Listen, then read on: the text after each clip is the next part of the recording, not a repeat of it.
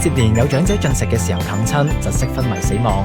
長者進食嘅時候有乜嘢要注意呢？萬一啃親又應該點樣做呢？其實長者係咪特別容易啃親或者逐親呢？對比成年人嚟講，長者的確係比較容易會發生啃親或者逐親嘅情況嘅。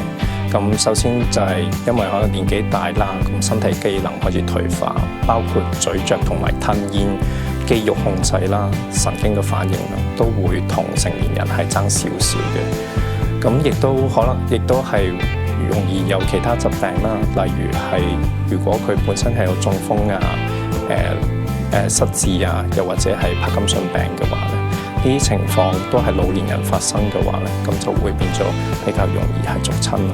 咁如果真係萬一啃親啦，棘住喉嚨嘅時候唔上唔落，咁應該係點樣做咧？咁如果佢係暫時係講到嘢，但係表示到佢係有啃親嘅情況，例如兩隻手鏈住條頸嘅話咧，咁就要提示佢係要大力嘗試咳嗰個異物出嚟。因為佢如果大力咳到個異物出嚟嘅話，其實已經可以幫到佢呼吸嘅部分。嗱，老一輩嘅講法咧，話即係如果啃親嘅時候食啖飯落去，或者擺個碗喺頭頂，即係骨落骨落咁樣，其實對件事有冇幫助咧？當然骨落骨落，即係個骨嘗試落翻落去咁樣啦。咁呢個係啲老一輩冇乜科學根據嘅一種方法或者動作啦。咁就至於吞嘢落去咧，咁的確有，其實係以前話撐到條魚骨嘅話咧，咁如果有細條嘅話，食一啲流質，譬如水啊、粥啊咁樣，的確係可能幫到個骨落到去落到翻去食物嗰啲胃啊嗰啲地方嘅。咁但係就如果係吞咗一啲比較硬嘅東西，譬如硬飯嘅話咧，吞落去嘅話，咁有機會個魚骨咧再會刺傷多啲個食道，甚至會產生就係形成就係食道發炎啊，又或者胸腔炎嘅情況。如果吞咗異物，後尾發現有肚痛啊、發燒嘅話咧，呢啲就可大可小。嗱，我哋啱啱講嘅都係一啲啃親之後可能仲係呼吸到嘅情況。咁如果萬一再嚴重啲啦，會出現咩情況咧？如果異物係完全喺喉嚨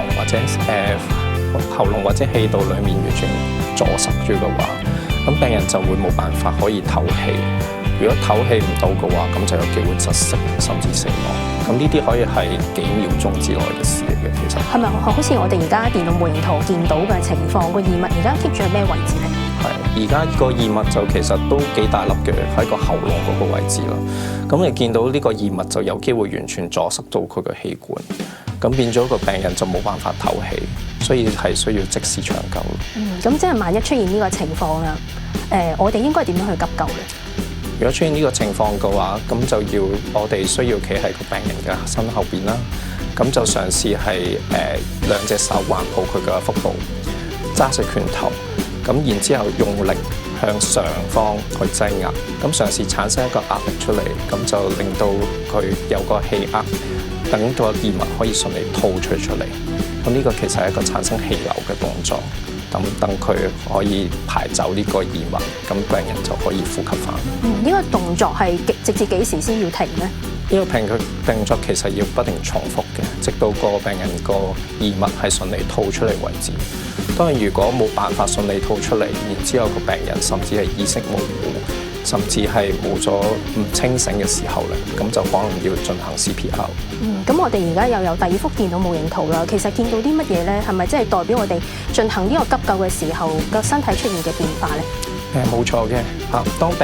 當我哋施救者喺嘗試施力喺病人嘅腹部嘅時候咧，其實係帶動咗佢嘅橫膈膜向上，咁變咗胸部嗰個氣壓嘅話咧，咁就可以氣壓就會上升啦，咁令到產生一個氣流出嚟，咁令到病人順利咁吸佢個異物出嚟啦，咁就係幫到個病人透氣。咁比較年長嘅長者咧，佢適唔適合咁樣去做急救咧？我諗好多人都會擔心話，如果梗塞嘅患者嘅時候係一個好老嘅老人家嘅話，咁我哋如果咁大力動作嘅話，咁就有機會會唔會傷到佢啲骨，又或者係啲氣管啊？但係呢個情況其實係要非常係要平衡翻佢而家梗塞個窒息嗰個風險，因為窒息係講緊幾分鐘甚至幾秒鐘之內會發生嘅事，然之後係可能會即時死亡嘅。如果你冇辦法即時用呢啲急救嘅方法去將個異物吐出嚟嘅話咧，咁佢就係差唔多係必死無疑咁滯。咁如果病人真係陷入咗一個昏迷嘅狀態啦，點樣幫佢急救好咧？如果陷入昏迷狀態嘅話，就要同佢開始做心肺復甦法㗎啦。當然係要繼續去做胸壓啦。另外就重複每30次嘅胸壓嘅之後咧，就要留意口部頭先講有冇話一啲異物可以好容易咁攞出嚟。咁就考慮人工呼吸啦。另外當然一定要報警求助。咁好多長者都其實係獨居啦，萬一真係佢啃親啦，點樣去自救好咧？如果佢自己獨居嘅啃親嘅話，咁一定要睇下本身有冇平安鐘，又或者可以打到999即時去求救。如果佢仍然係可以努力咳嗽到出嚟嘅話咧，咁就要用力咁去咳啦，長者要。